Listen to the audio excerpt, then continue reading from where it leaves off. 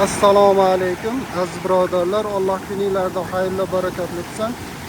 Aygen vodiysidagi mana Qoraqizsoyga yetib keldik. Mana ko'rinishga bir boqinglar.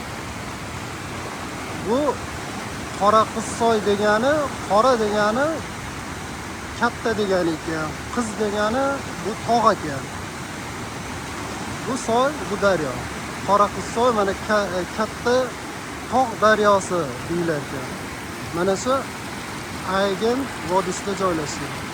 Mana ko'ringlar, boqinglar, manzaradan ko'rib shavq zavq olinglar, ovozlarni eshitinglar.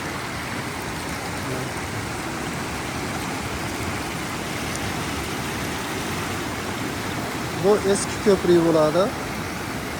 Oldin shu mashinani ko'rayotgan bo'lsanglar, mashina aylanib kelib tushib, shunda chiqib o'tib ketgan Aygen vodiysiga. Hozir yangi ko'prik bo'lganligi uchun bu yer shunaqa holat bo'ldi. Mana bu yerga kelib piknik qilsanglar bo'ladi. O'zini ko'rinishiga qaraydi. O'ta muzdek oyog'ingizda yozgi kunida.